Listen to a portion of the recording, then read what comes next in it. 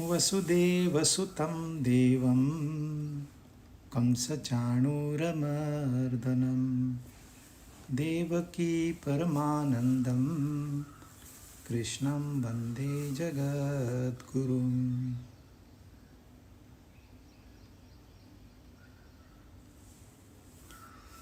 9वां अध्याय 7वां श्लोक। सर्वभूतानि कौन्तेय प्रकृतिं यान्ति मामिकां कल्पक्षये पुनस्तानि कल्पादौ विसृजाम्यहम्। हे कुंती नंदन, हे अर्जुन, कल्पों का क्षय होने पर, यानी कि जो महाप्रलय, हमने प्रलय और महाप्रलय, वो प्रलय होने पर संपूर्ण प्राणी मेरी प्रकृति को प्राप्त होते हैं। संपूर्ण प्राणी मेरी प्रकृति को प्राप्त होते हैं और कल्पों के आदि में, यानी कि इन द बिगिनिंग, मैं फिर उनकी रचना करता हूं। परमात्मा कह रहे हैं कि जब प्रलय आ जाता है, ये सब प्राणी प्रकृति में समा जाते हैं। किसकी प्रकृति? मेरी प्रकृति। और फिर मैं उनको प्रकट करता हूं, मैं उनको ही रचना करता हूं। कभी जब प्रलय समाप्त हो गया, वो प्रलय काल समाप्त हो गया। वेरी सिंपल टर्म्स में हम ये समझेंगे कि हम रोज नींद में जाते हैं। 8 घंटे जब नींद में होते हैं तो ये संसार का क्या होता है? वो कहाँ चला जाता है? क्यों हमें दिखाई नहीं देता? क्यों हमें समझ नहीं आती इसके बारे में? संसार के बारे में भी नहीं और परमात्मा के बारे में भी नहीं। तो नींद एक छोटी मृत्यु है, प्रलय काल है, और फिर सुबह हो जाती, अपने आप आंख खुल जाती। आप ये नहीं कह सकते मैं उठूंगा ही नहीं अभी। नो, ये प्रकृति है, आपको तो उठना ही होगा। तो ये हमारा रोज का अनुभव है कि हम एक छोटी मृत्यु में जाते हैं, फिर पैदा होते हैं, और जैसे थे वैसे ही पैदा होते हैं, कंटिन्यूटी में। जो हमारी वासनाएं कल पैदा हुई थी, आज उनका प्रकटीकरण होगा। जो आज हमारी वासनाएं होगी, वो कल फिर से प्रकटीकरण होगा। अच्छा, इतने ही नहीं, हम 100 साल ऐसे रोज के अनुभव से जाने के बाद एक बड़ी नींद में चले जाते हैं। वो शायद 100 साल भी हो सकती है, 9 महीने से तो कम हो ही नहीं सकती। और शायद हम उस स्टेट में सपने में भी चले जाए, पता नहीं। 100 साल का सपना भी हो सकता है यह सपना चल रहा हो। अच्छा, 100 साल के होने के बाद फिर हम नया शरीर लेके यहां पैदा होते हैं, और वही वासनाएं जो हमने पहले जन्म में ली थी, उन्हीं वासनाओं के साथ हम पैदा होते हैं। तो रोज के रोज हमारा ये अनुभव है कि रोज एक छोटी मृत्यु आती है, रोज हम पैदा होते हैं। 100 साल के बाद हम लंबी नींद में चले जाते हैं और फिर प्रकट हो जाते हैं। ये सिलसिला भी कितने साल चलता है? 432 करोड़ साल चलता है यह सिलसिला। फिर और एक प्रलय आ जाता है। वो 432 करोड़ साल अपने ब्रह्मा का एक दिन है। तो एक बार हम रोज नींद में जाते हैं, दूसरी बार 100 साल बाद हम नींद में जाते हैं, तीसरी बार 432 करोड़ साल हम जाते हैं, और ब्रह्मा की आयु 100 साल की है। तो 432 करोड़, उसको मल्टीप्लाई करो 365, उसको मल्टीप्लाई करो 100, तो हो गया महाप्रलय। तो ऐसे आप कह सकते हो ये परमात्मा का एक दिन है। सॉरी, ये एक ब्रह्मा नहीं है, ऐसे 100 ब्रह्मा पैदा होते हैं। यह ब्रह्मा चला जाएगा, दूसरा ब्रह्मा आ जाएगा, फिर सृष्टि की रचना अलग से होगी।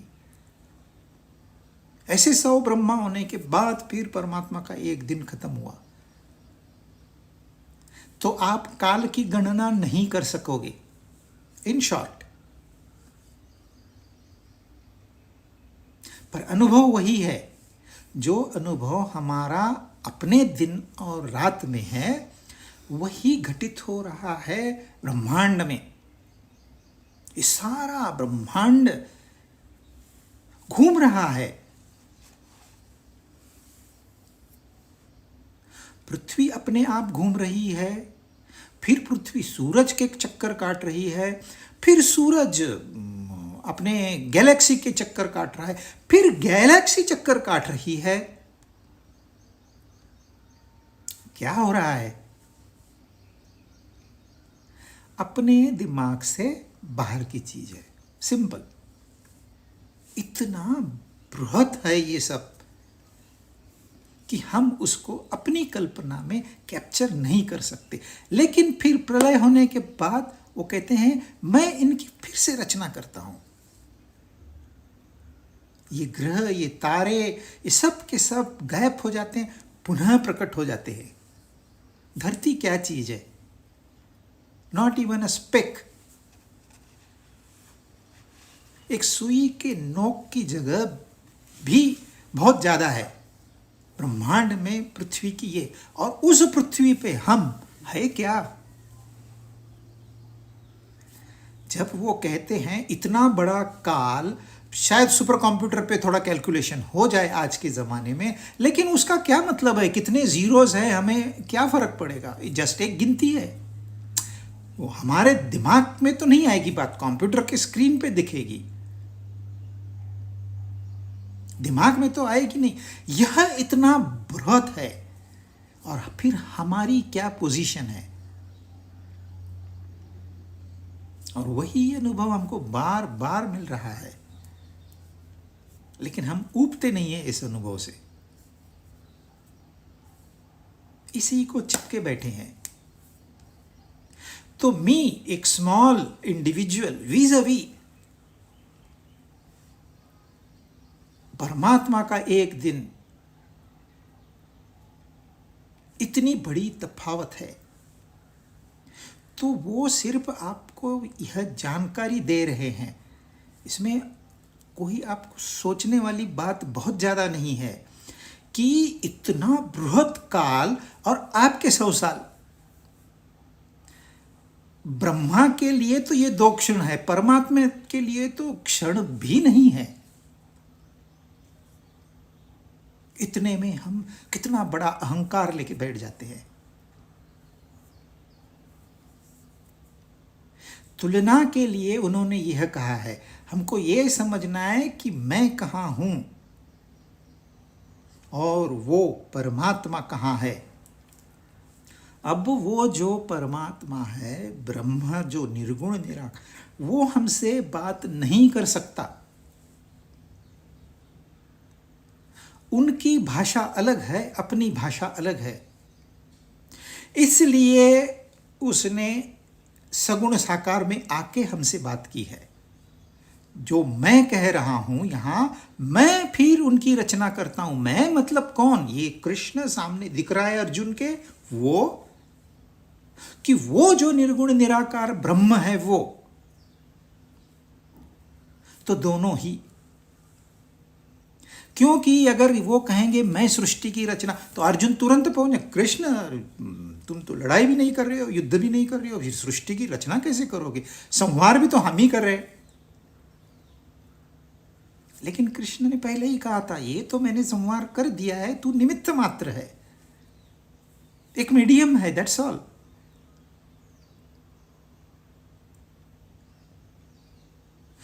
तो वो ब्रह्म हमसे बात कर रहा है। अगर नहीं समझ सकते ब्रह्म को समझाने के लिए उन्होंने सर कहा कि भाई क्या आप कितनी कल्पना कर सकते हो, करिए। कितना काल आप गिनती कर सकते हो करिए, आप थक जाओगे, काल समाप्त नहीं होगा। और वो जो कालातीत है, जिसको काल अप्लीकेबल नहीं है, काल कहाँ अप्लीकेबल है? जहां हम कोई परिवर्तन महसूस करते हैं, सिर्फ वहीं काल लागू होता है। जहां परिवर्तन नहीं होता वहां काल लागू नहीं होता, उसमें परिवर्तन नहीं होता, इसलिए काल उन्हें लागू नहीं है। ब्रह्म को काल लागू नहीं है।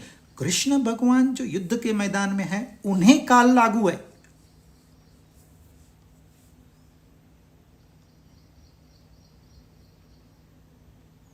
तो वो कालातीत इस रूप में हमें बता रहे हैं।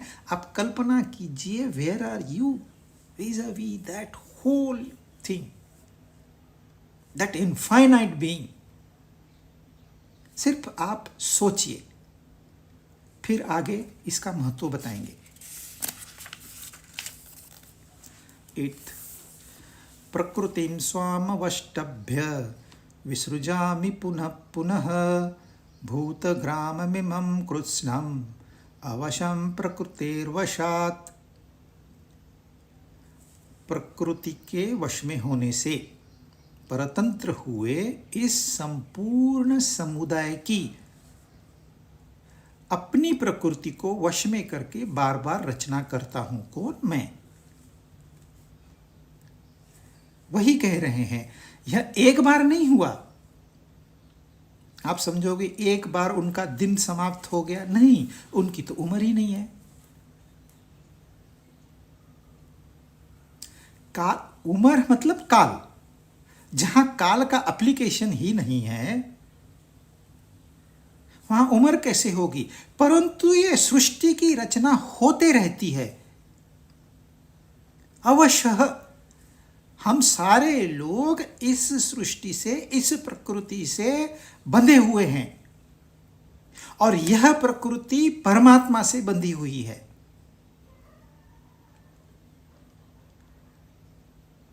कैसे एक्सप्लेन करेंगे? परमात्मा ना आपको दिखाई देंगे, न सुनाई देंगे, न आप उनको स्पर्श कर सकते हो, न चख सकते हो, न उनकी गंध ले सकते हो, न उनसे भावनिक दृष्टि से मिल सकते हो, नहीं उन्हें कल्पना में वो ऐसे मालूम पड़ता है कि है ही नहीं। लेकिन आप उनको यदि पीछे से देखेंगे तो ये आपको सृष्टि प्रकृति नजर आएगी।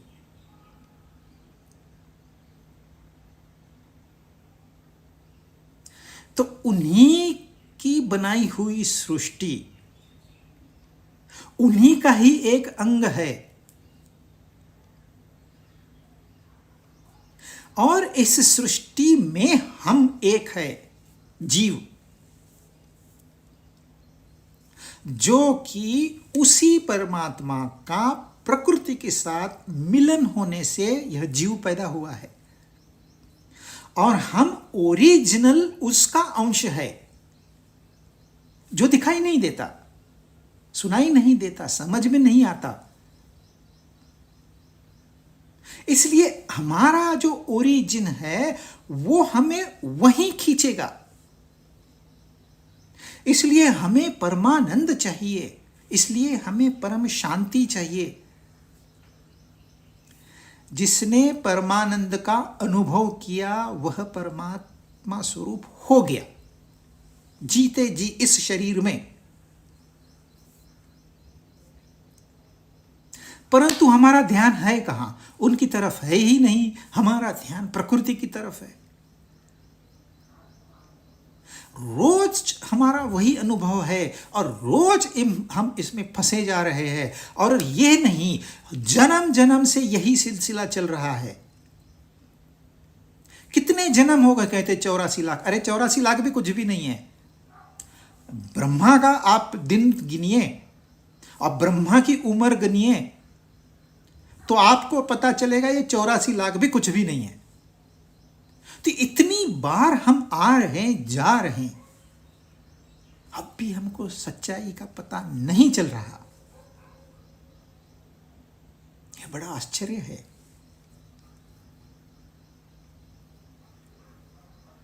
यह सारा यह लीला जो है उनकी, यह कायम स्वरूपी है, क्योंकि वो अकेले करेंगे क्या? कुछ तो एंटरटेनमेंट उनको भी चाहिए, वो अपने एंटरटेनमेंट का साधन बना लेते हैं। जैसे हम बाथरूम में जब कड़ी लगाते हैं तो स्वतंत्र हो जाते हैं, टोटली इंडिपेंडेंट, और नैसर्गिक वृत्ति से हम गुनगुनाने लगते हैं। कौन सुनता है? अरे हमारा आवाज कोई सुनेगा तो भाग जाएगा, पर फिर भी हम गाते हैं अपने लिए, दूसरे किसी के लिए नहीं। हम कहते नहीं अरे मैं बाथरूम में आज गाना गाने वाला हूं, आ जाओ। एक्चुअली हम कट ऑफ हो गए, स्वतंत्रता हमें प्राप्त हो गई थोड़े समय के लिए। आर्टिफिशियल है, बाथरूम होने की वजह से है, वो कृत्रिम है, पर फिर भी हमको उस स्वतंत्रता में उसकी एक झलक दिखाई देती है। और वही मूड पूरी उम्र भर हो गया, 100 साल में बस वही स्वतंत्रता, अपने आप म्यूजिक बाहर गिर आएगा, कोई म्यूजिक सीखने की जरूरत नहीं, इट विल मैनिफेस्ट, क्योंकि यह उनका स्वभाव है। कोई डांस करने लगेगा, कोई गाने लगेगा, कोई हंसने लगेगा। हंसना मतलब वो हंसना नहीं जो जोक सुन के हंसते हैं, वो हंसना नहीं, वो कृत्रिम हंसना है। जो नैसर्गिक हंसना है वो आपको चेहरे पे खाली तेज नजर आएगा। जो पहचानने वाला है पहचान लेता है इसकी अंदर की स्थिति क्या है।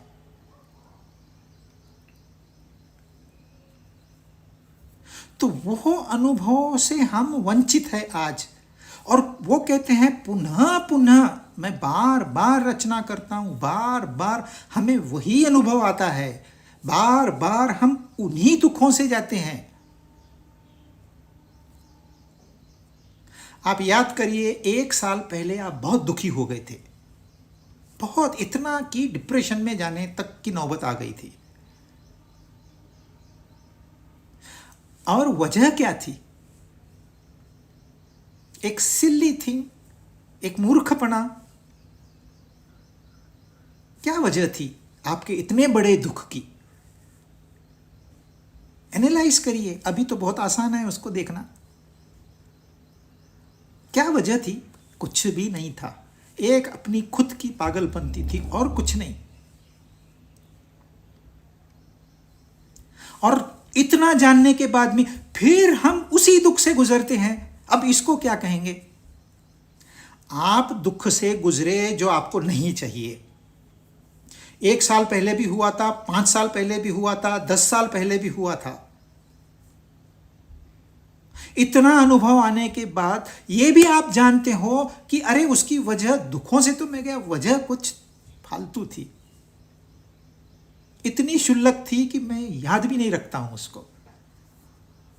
अब फिर भी मैं उसी से जाऊंगा, कोई सुधरने का चांस नहीं होते। बार बार वही सिलसिला चल रहा है, same thing again and again.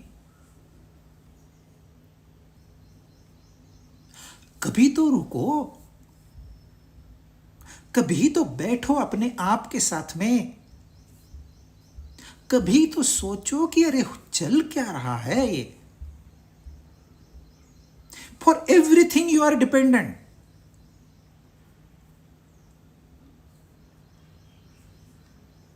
कोई व्यापारियों को मैं जानता हूं, उनकी पार्टी तो रात को 12 बजे शुरू होती है, उनको नींद नहीं आती। नींद नहीं आती इसके लिए फोन करता है अपने दोस्तों को 12 बजे कि आ जा।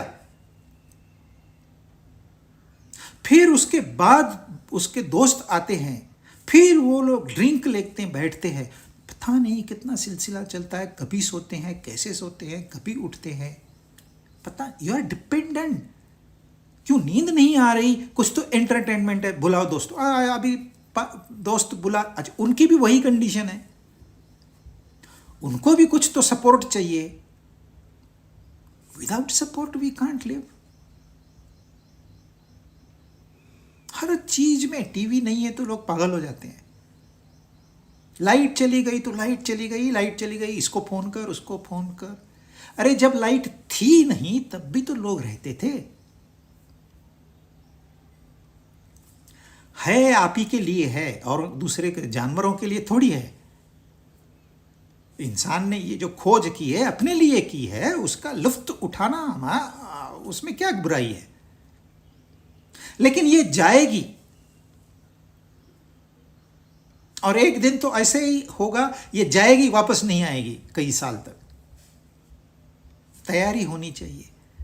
क्यों हमारा same thing repeating repeating repeating, हम वो मैकेनिकल लाइफ में पूरे फंस गए हैं, एक गियर की तरह सा खाली घूम रहे हैं पुनः पुनः।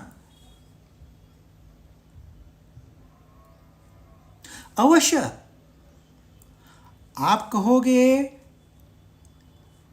कि मैं फंस गया हूं, नहीं मुझे फंसाया गया है। जी नहीं, आप स्वयं फंसे हुए हो और ऐसे फंसे हुए हो आपके पास और कोई चारा ही नहीं है।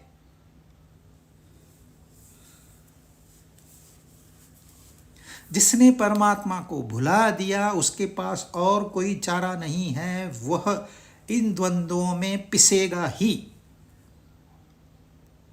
आप या तो एक के पीछे जाइए या दो में अपने आप फंस जाइए। जैसे चक्की में दाना पिस जाता है वैसी हमारी हालत है।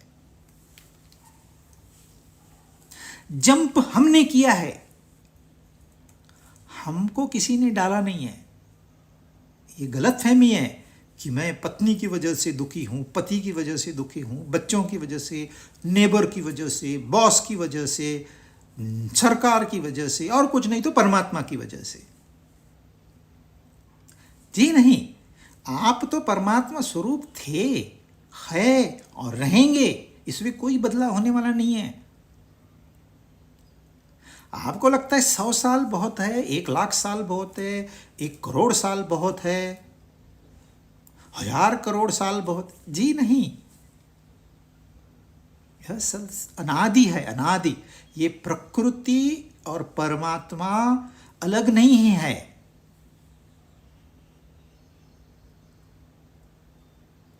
जो शास्त्रों में पुरुष और प्रकृति बताया गया वही ईश्वर और माया है, वही शिव और शक्ति है। बताने का तरीका अलग है। यह परमात्मा की ही शक्ति है। जिस दिन कृष्ण पैदा हुए उसी समय योग माया पैदा हुई। ऐसे नहीं हुआ वो बाद में पैदा हुई, पहले ये आए। उसी समय दोनों एक ही साथ है, पैदा होते हैं, एक ही साथ रहते हैं। परमात्मा नहीं हो तो प्रकृति का होना संभव ही नहीं है। ईश्वर नहीं हो तो माया का होना संभव ही नहीं है। हम जितनी शक्तियों को पूजते हैं वो परमात्मा का यह प्रकृति रूप है। आप प्रकृति का आधार लेके परमात्मा तक पहुंचने के लिए यह साधना है। भगवत गीता में प्रकृति कहा गया है, माया नहीं कहा गया।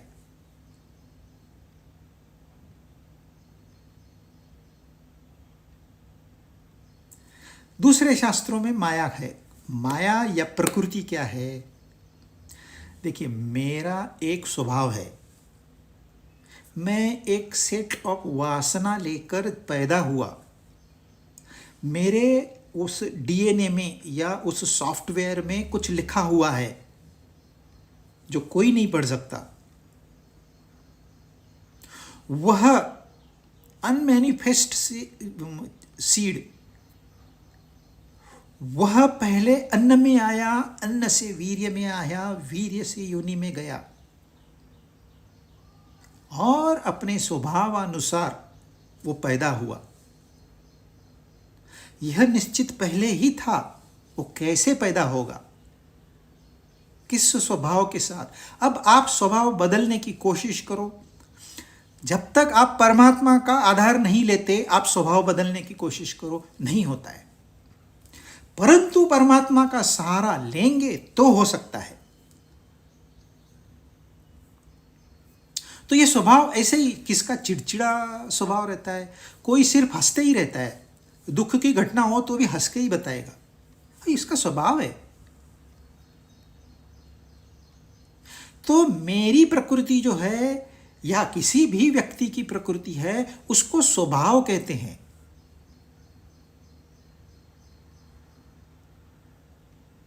अब थोड़ा ऊपर की ओर जाते हैं। यह शरीर बना है पंच महाभूतों का, उसमें से एक है जल। अब जल का स्वभाव ले लीजिए, जल भाप बन जाएगा, जल बारिश होके बूंदों के रूप में गिरेगा, जल बर्फ हो जाएगा, जल नदियों में बहेगा, जल लहरों में डांस करेगा। यह जल का स्वभाव है, लेकिन वो स्वभाव नहीं कहते, उसको प्रकृति कहते हैं, क्योंकि वो निर्मित हो चुका है, इसलिए उसको प्रकृति कहते हैं, नेचर। और प्रकृति की प्रकृति जो है उसका हम बात कर रहे हैं यहां पर, वह प्रकृति हो गई। अब जो परमात्मा है उनका भी तो स्वभाव है, उनके होने मात्र से निर्मिति होती है। प्रकृति जो निर्मित हो चुका है उसके संलग्न में है, और जो परमात्मा का रूप प्रकट होता है यह संसार, उसे प्रकृति न कहते हुए उसे माया कहते हैं। क्योंकि आइडेंटिफिकेशन होना, जब हम स्वभाव कहते हैं तो स्वभावतः हम ये समझ लेते हैं कि किसी व्यक्ति के बारे में ये बात कर रहा है। जब हम प्रकृति कहते हैं तो हम किसी वस्तु के बारे में या कोई भी निर्मित एलिमेंट है उसके बारे में बात करता है। वो हवा हो सकती है, वो आकाश हो सकता है, वह अग्नि हो सकता है, उनकी प्रकृति है। अब जब हम परमात्मा की बात करते हैं उसको भी कैसे प्रकृति कहेंगे, क्योंकि वो स्वयं निर्मित नहीं है, उससे निर्मिति होती है। तो उससे जो निर्मिति होती है उसको माया कहते हैं, लेकिन यहां उन्होंने उसी को प्रकृति ही कहा है। वो कहते हैं मेरी प्रकृति या मेरी शक्ति, ऐसे भी आप समझ सकते हो, मेरी माया।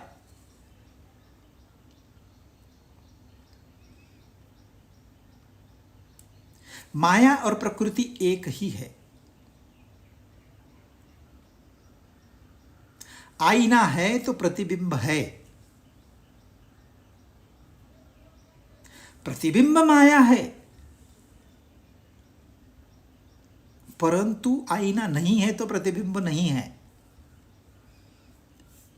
तो वो जो माया है वो और कुछ नहीं है, वो आईने का ही रूप है। उसमें जो आपको छोटा बच्चा दिखाई दे रहा है वह आईना ही बना है। जो आपको 100 फीट पे पेड़ दिख रहा है वह 100 फीट भी आईना ही बना है। वो स्पेस भी आईना बना है, टाइम भी आईना बना है।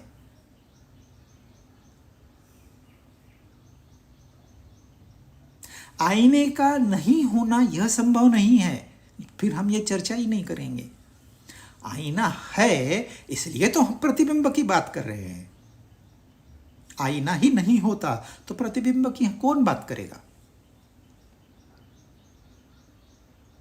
वैसे ही परमात्मा है। हमको जो नजर आता है यह पूरा संसार और कुछ नहीं, ये उनका ही स्वभाव है, ये उनकी ही प्रकृति है, ये उनकी ही शक्ति है, ये उनकी ही माया है। शब्दों के जाल में नहीं फंसना हमको उसका जो गर्भार्थ है उतना ही समझना है। कोई व्याकरण नहीं, कोई श्लोक याद करो, अच्छा लगता है याद करो, क्योंकि वो जो तत्व है वो याद रहेगा। तत्व के लिए श्लोक को याद करना है, दिखाने के लिए नहीं, कोई कंपटीशन में हिस्सा लेने के लिए नहीं। मुझे यह श्लोक बहुत अच्छा लगता है, प्रकृतिम स्वाम अवष्टभ्य विसृजामि पुनः, अच्छा लगता है, याद कर लो। क्योंकि आपको ये याद एक बार हो गया, आप गुनगुनाने लगेंगे, गुनगुनाएंगे तो सोचेंगे मैं क्या गुनगुना रहा हूं, अपने आप आपका ध्यान वहां चला जाएगा।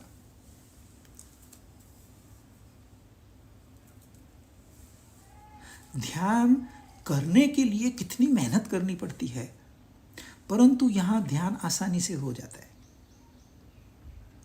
इसलिए ओम या कोई भी दूसरा संगीत, इसका गहरा असर होता है इंसान पे। दुखी इंसान भी नाचने लगता है, इतना असर होता है। पापी इंसान भी ओम कहने से उससे जुड़ जाता है।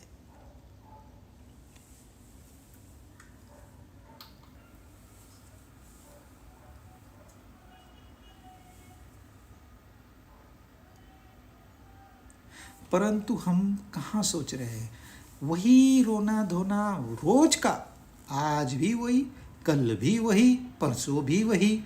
क्या ये जीवन है? इसलिए हम पैदा हुए यहाँ।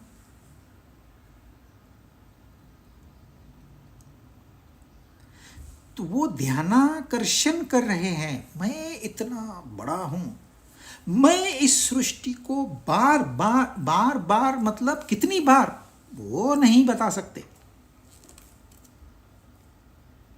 इसलिए वो पुनः पुनः कहते हैं। और ये सारे प्राणी, हम इंक्लूडेड, अवश्य बाय फोर्स हम इसमें फंसे हुए हैं। एक्चुअली बाय फोर्स नहीं है, लेकिन जब तक हमको वह ज्ञान नहीं है तो हमको ऐसे लगता है हम बाय फोर्स इसमें आ गए हैं, इन झंझटों में फंस गए हैं।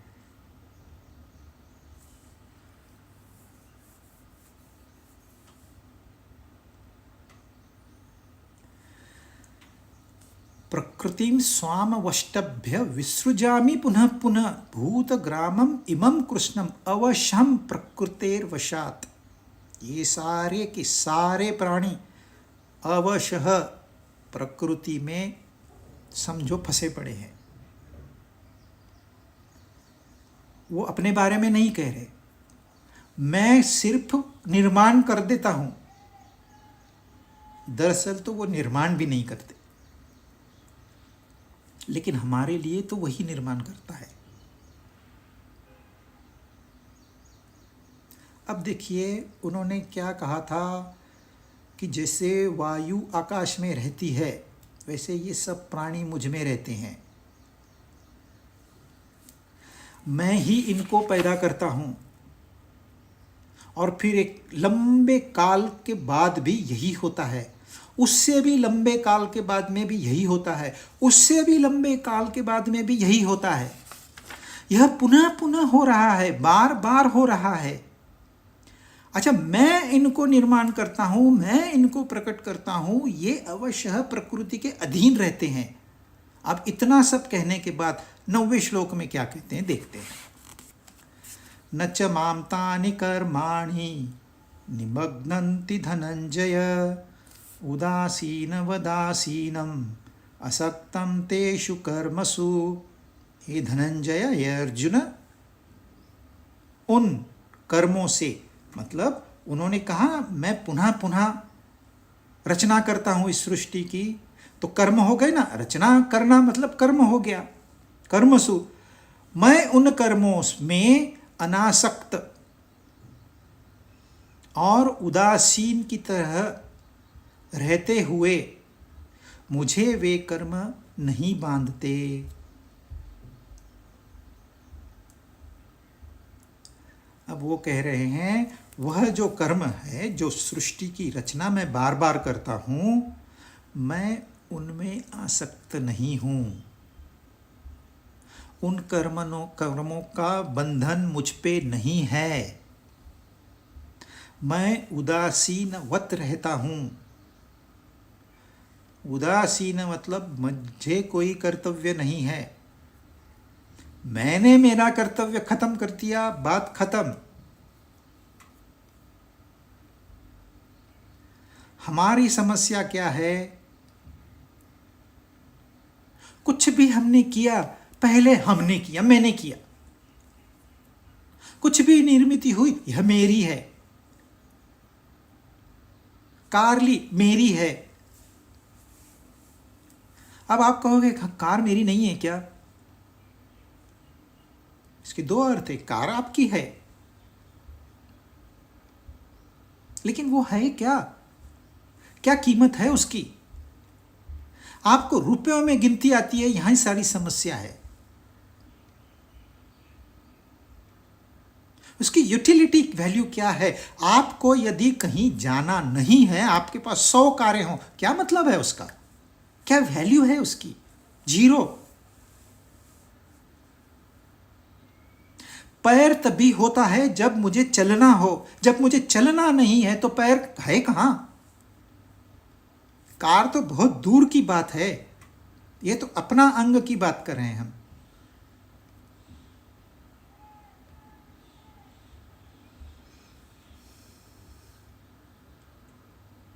मैंने किया, मेरा है, इस चक्कर में हमने अपना जीवन बर्बाद कर दिया है। इसलिए बार बार दुख हमारे हिस्से में आते हैं। तो दुखों का जिम्मेदारी किसके ऊपर है? हमने अपने ऊपर लेनी चाहिए। मैं ही इसके लिए जिम्मेदार हूं और कोई नहीं। क्योंकि वो क्या कहते हैं, मैं अनासक्त हूं, आप आसक्त हो, उसको हम क्या करेंगे? मैं अनासक्त हूं, मैं उदासीनवत हूं, उदासीन नहीं, उदासीन के जैसा हूं। उदासीन तो बनना पड़ता है। उदासीन यानी कि उदास नहीं, उदासीन यानी कि एक matured way of looking at things. बच्चे हैं घर में, माँ बाप है, बच्चे खेल रहे हैं, छोटे बच्चे हैं। एक बच्चा गिर गया, खरोच आ गई, दूसरे बच्चे ने पहले बच्चे का चॉकलेट चुरा लिया, दूसरे बच्चे को पता चला चॉकलेट चुरा लिया, झगड़ा किया। मतलब ये गिर रहे हैं, इनको लग रहा है ये चोरी कर रहे हैं, ये झगड़ा कर रहे हैं। और माँ बाप क्या कर रहे हैं? उदासीनवत। उदासीनवत नहीं कहेंगे, उदासीन। उदासीन होके देख रहे हैं, अरे बच्चे हैं, गिरेंगे, ऐसे ही तो सीखेंगे, ऐसे ही तो बढ़ेंगे। तो माँ बाप को बच्चों के खरोच का दुख नहीं है अभी। हाँ, दुख होगा जब वो बच्चों से आसक्त होंगे। अभी वो आसक्त नहीं है, इसलिए उन्हें दुख भी नहीं है। हम लोग आसक्त होके बैठते हैं हर चीज को। कोई किसी को कहा नहीं ये ले तेरे लिए लाया हूं, बस, और चिटक के बैठ गए।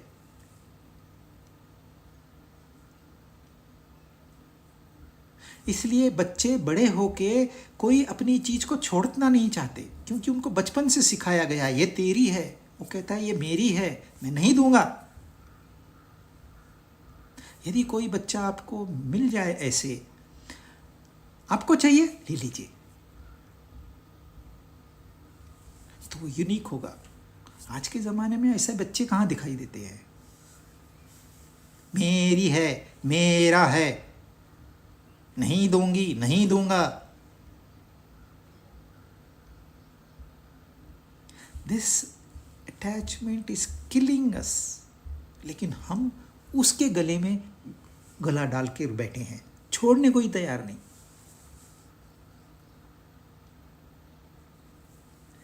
उनका क्या कहना है, मैं प्रकृति को बार बार निर्माण करता हूँ, मैं प्रकृति से अनासक्त हूँ।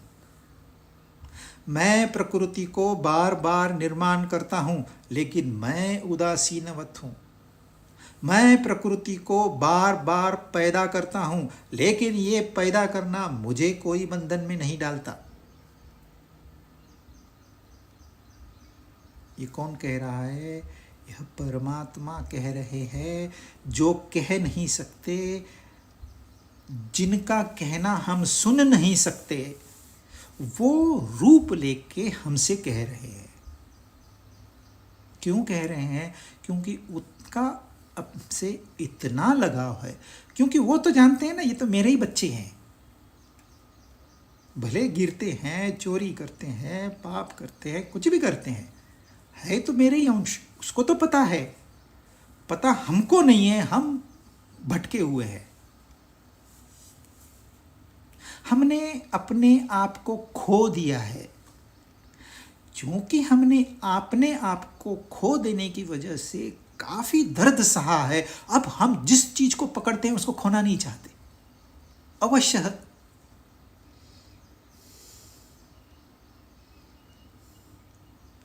देखिए होता क्या है, एक छोटा सा घर क्या बना दिया, मैंने बनाया, सबको दिखाते हैं, आ जाओ आ जाओ मैंने घर बनाया, देखो देखो देखो, मैंने ये ऐसे किया, मैंने पूर्व वैसे प्लानिंग किया, मैंने ये आर्किटेक्ट को बुलाया, मैंने ये फर्नीचर लाया, मैंने ऐसे उसको आइडिया दी ना, ये तो मेरी लाइकिंग है। कितनी बार ये मैं बिना मैं की बात नहीं कर सकते। तो इसको कहते हैं कर्तृत्वाभिमान। आपने अपने स्वभाव के अनुसार आपने कर्म करना है, इससे आपको छुटकारा नहीं है। आप बोलोगे मैं करूंगा ही नहीं तो मैं आएगा ही नहीं, no no no no, you can not run away from battle. कर्म तो आपको करना ही है, क्योंकि वो तो वासना लेकर आप आए हो। घर तो आपने बनाना था, आपने बनाया, उसमें नथिंग रॉन्ग। परिवार आपने किया, नथिंग रॉन्ग, वो आपने करना था अपने स्वभाव अनुसार। आपने नौकरी धंधा किया, अपने स्वभाव अनुसार, अपने धर्म अनुसार, अपने कैपेबिलिटी अनुसार आपने किया, ये आपको करना है, इससे तो छुटकारा नहीं है आपको। बहुत लोग क्या करते हैं, मैं को हटाने के लिए काम ही छोड़ देते हैं। अरे ये तो भागना हुआ।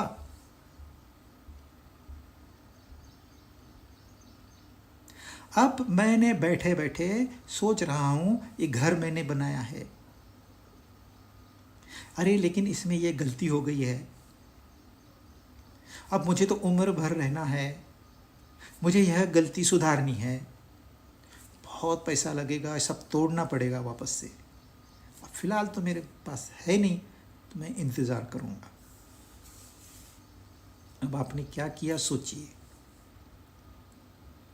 आपने अपना फ्यूचर बुक कर दिया।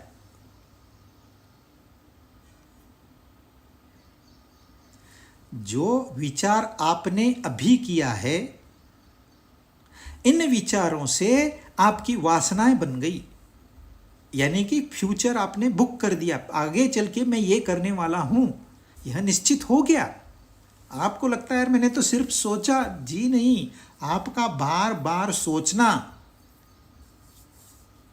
आपके उस सूक्ष्म शरीर में लिखा जाता है, कारण शरीर में लिखा जाता है। यदि इस जन्म में नहीं हुआ तो अगले जन्म में करना पड़ेगा, लेकिन आपने लिख दिया, उसको कहते हैं वासनाएं क्रिएट कर दी, वासनाएं बन गई।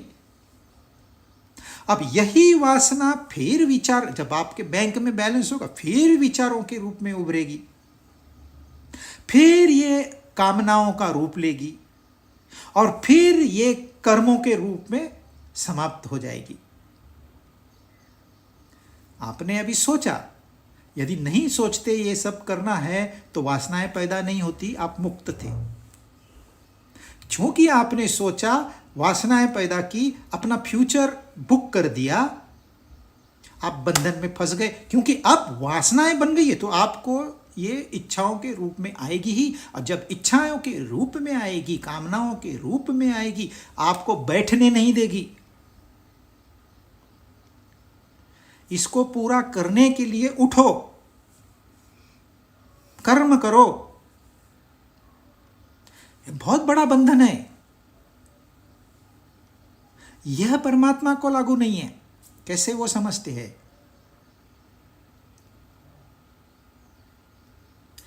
आपने पहले इच्छा थी घर बनाने की, बनाया, फिर उसके ऊपर सोचने लगे, फिर नई वासना निर्माण की, फिर वासनाएं विचारों के रूप में सूक्ष्म कारण शरीर से सूक्ष्म शरीर में आ गई।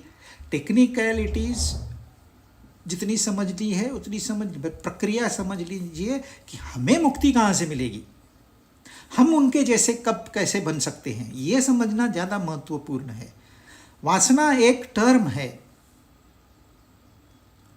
कारण शरीर, सूक्ष्म शरीर, स्थूल शरीर, यह वह परिस्थिति अनुसार कारण शरीर है जिसमें लिखा गया है कि हम आगे क्या करने वाले हैं। सूक्ष्म शरीर है उसका पैदा होना, और स्थूल शरीर से उससे के ऊपर कर्म होता है। अब आपने वो मॉडिफिकेशन कर दिया, आपकी वासनाएं समाप्त हो गई, आपका बंधन समाप्त हो गया, यह आपको अनुभव आ गया। अब आप आगे क्या करोगे? बैठ के फिर सोचोगे दूसरा घर बनाऊं या दूसरा कोई प्रोजेक्ट लूं, ये सोचोगे कि सोचना बंद कर दोगे?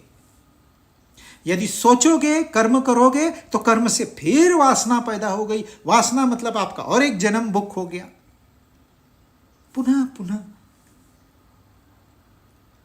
हम खुद, परमात्मा क्या करेंगे पुनः पुनः? हम खुद पुनः पुनः वही करते हैं, वही कामनाएं लेके बैठ जाते हैं, वही कर्म करते हैं। कर्म के बाद में हम कहते हैं मैंने किया। सारी समस्या यहां पर है कि मैंने किया। आपने किया वो प्रॉब्लम नहीं है, मैंने किया। मैंने ये मैं जो है ना, ये बहुत महान है। तुम क्या समझते हो इस मैं को? पैलेस खड़ा कर दिया, पैलेस।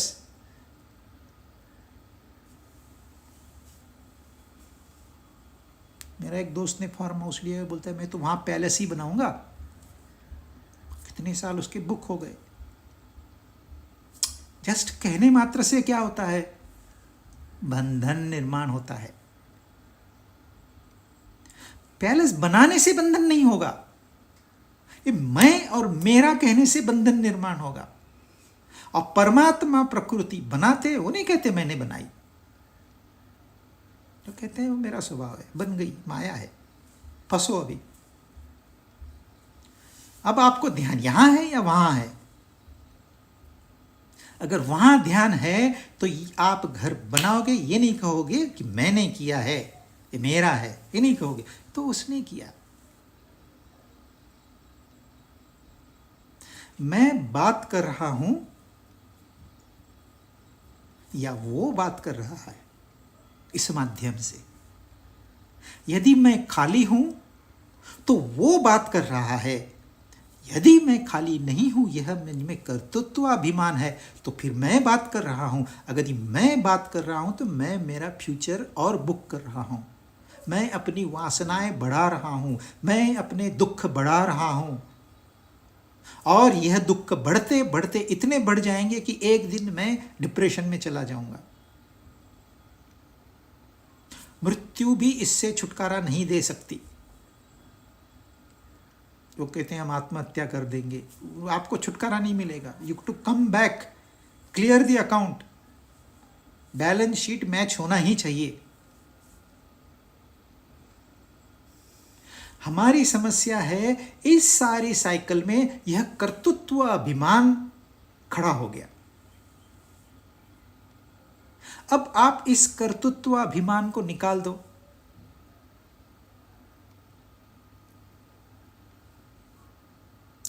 देखिए, सूरज की बगैर यहां एक दाना नहीं उग सकता, एक दाना नहीं इंसान उगा सकता, if there is no sunlight. अगर एक भी दाना यहां उत्पन्न नहीं होगा तो जीवन होगा?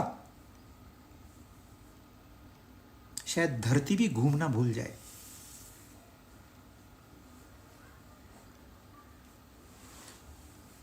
लेकिन कब कहा है सूर्य ने कि मेरी वजह से तुम हो? उसका ध्यान वहां पर है, इसलिए उसने खाली देना है, दैट्स इट। पीछे मुड़ के नहीं देखना है मेरे देने से कुछ हुआ कि नहीं हुआ।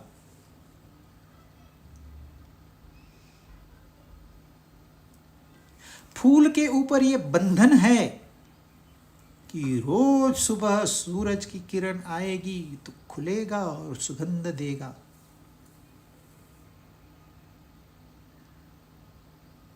वैसे हमारे ऊपर भी बंधन है, जो हमारे पास है वो हम शेयर करें। यदि मेरे पास यह ज्ञान है तो यह मेरा कर्तव्य है कि मैं शेयर करूं। जिसके पास धन है उसका ये कर्तव्य है कि वो शेयर करे। किसी रूप में आप एम्प्लॉयज़ की पगार बढ़ा दो, वो भी शेयरिंग ही है। जरूरी नहीं खाली दान ही शेयरिंग होता है। आप सृष्टि की रचना देखिए, कितनी खूबसूरत है। एक जगह पे बहुत अनाज पैदा होता है, दूसरी जगह पे बहुत फल पैदा होते हैं, तीसरी जगह पे बहुत अच्छी कपास और कपड़ा होता है, चौथी जगह पे ऑयल है, क्रूड ऑयल है, पांचवी जगह पे बहुत सारा सनलाइट है, छठी जगह पे जंगल है। देखिए, हर एक कंट्री की अपनी एक स्पेशलिटी है। सबको थोड़ा थोड़ा देते ना। इंडिया में सिर्फ खेती क्यों अच्छी, ऑयल भी दे देते थोड़ा। खेती शायद कम देते, ऑयल भी थोड़ा दे देते। नहीं, यह पर्पसली किया हुआ है। How best can you manage. अब ये सब आपके लिए है। ऑयल भले एक ही जगह पे हो, है पूरी मानवता के लिए। सोना भले एक ही जगह पे हो, है पूरी मानवता के लिए। खनिज दूसरे है एक ही जगह पे, लेकिन है पूरी मानवता के लिए। अब आप इनको शेयर करिए और सुखी रहिए। जो आपके पास नहीं है और मेरे पास है, मैं आपको दूं, और जो आपके पास है वो जो मेरे पास नहीं है वो आप मुझे दो। तो हम तो आपस में दोस्त हो गए ना, भाई हो गए। ऐसे भाईचारा बढ़ेगा तो यह सृष्टि में कोई दुख आएगा ही नहीं। लेकिन होता क्या है, आज उसको जरूरत है, मैं दबा के रखूंगा। यह जो मैं आ जाता है, ये स्पॉइल्स एवरीथिंग। अब आप कर्तृत्वाभिमान निकाल दीजिए। यह तो परमात्मा की देन है यार। हो गया, हो गया, एक घर बन गया। भले उसमें गलती है, उसको सुधारनी होगी तो वो सुधारेगा, नहीं सुधारनी तो नहीं सुधारेगा। I leave it to him. अब आपकी वासनाएं नहीं पैदा होगी। आप अपना फ्यूचर, दूसरा जन्म बुक नहीं करोगे। नहीं वापस से आप बार बार ये विचार मन में आएंगे, नहीं आपके मन में कामनाएं आएंगी, और नहीं आप झंझटों में फंसोगे। कामना पूरी नहीं हुई तो प्रॉब्लम। गुस्सा आता है इंसान को। कामना पूरी हो गई तो प्रॉब्लम, लालच, ग्रीड। पर यदि आपने कर्म करते वक्त क्रेडिट उसको दे दी है तो आपकी न वासनाएं पैदा हो गई, न वो विचार आए, न आपकी कामनाएं हुई, न लोभ निर्माण हुआ, न क्रोध निर्माण हुआ। You are free.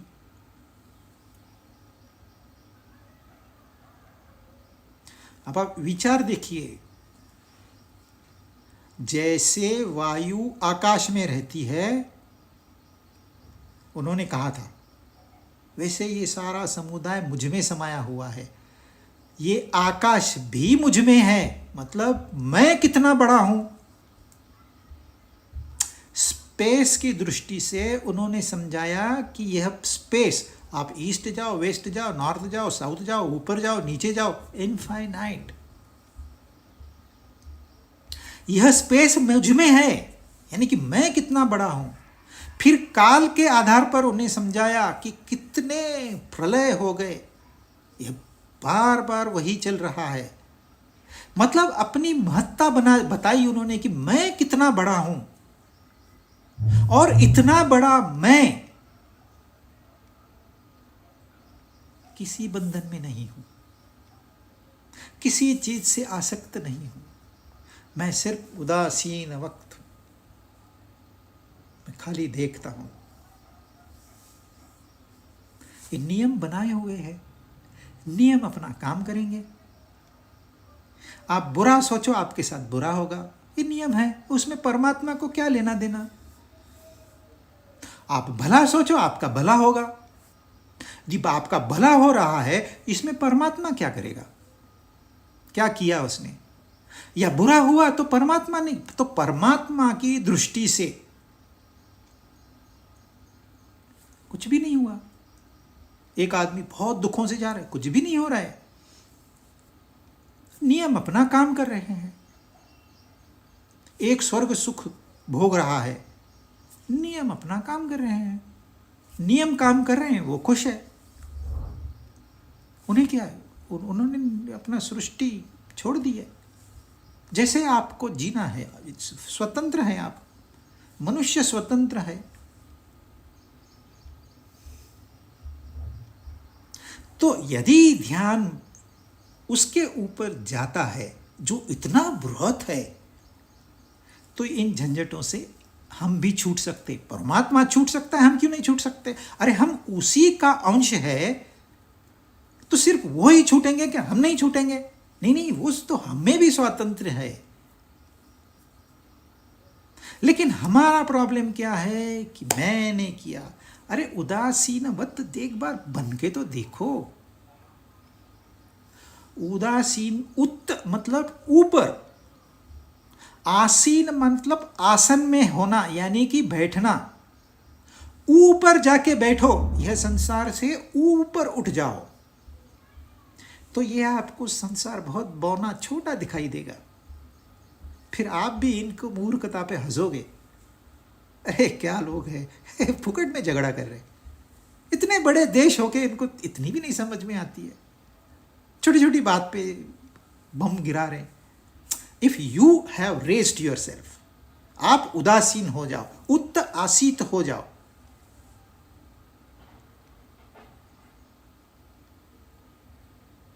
तो पहले उन्होंने देखिए ज्ञान विज्ञान की बात की, उन्होंने क्या किया, यह ग्रेटेस्ट सीक्रेट है। अर्जुन मैं तुझे जो बता रहा हूं, it is a great secret. Secret मतलब आम आदमी को पता नहीं है, तू खास है, इसलिए मैं तुझे बता रहा हूं। और मैं तुझे वह ज्ञान दूंगा जो विज्ञान सहित है। चर्चा हो गई है हमारी, लेकिन उसके लिए श्रद्धा होनी चाहिए। बगैर श्रद्धा के आप उदासीन नहीं हो सकते। या तो ज्ञान होना चाहिए या तो श्रद्धा होनी चाहिए। खाली खोखला विश्वास नहीं। हम तो मानते हैं बाबा भगवान को, हम तो बहुत पूजा करते हैं, श्रावणी सोमवार तो हम उपवास करते ही छे। ये मानना किसी काम का नहीं है, ये आपको टेम्पररी रिलीफ देगा। आप मंदिर में जाओ, तुरंत आपको शांति प्राप्त होगी, चर्च में भी होगी, लेकिन बाहर आ जाओ फिर शांति गायब। तो वो टेम्पररी नहीं, वो मानना नहीं। श्रद्धा में जो इंसान मानता है वह फिर उसके ऊपर डिटरमाइंड होके काम करता है। अगर कोई हायर एजुकेशन में एडमिशन लेता है तो खाली एडमिशन लेके विश्वास नहीं करता कि मैं एक बड़ा इंसान बन जाऊंगा, नहीं, वो मेहनत करता है। तो मेहनत से आप जानोगे सच्चाई क्या है, और सच्चाई ये है कि वो इतने बड़े हैं कि हम वहाँ तक नहीं पहुँच सकते, परंतु हम उनकी नकल कर सकते हैं। वो उदासीन है, हम उदासीन हो सकते हैं। वह अनासक्त है, हम अनासक्त हो सकते हैं। वो बंधन में नहीं है, हम बंधनों से मुक्त हो सकते हैं। यदि हमने ये 3 बातें कर ली, हम भी परमात्मा स्वरूप हो गए। इतनी सी बात कहने के लिए उन्होंने इतने श्लोक पहले बताए जो कि समझ में नहीं आते। कहना इतना ही है कि कर्तृत्वाभिमान छोड़ दो, फिनिश। बाकी नेक्स्ट टाइम।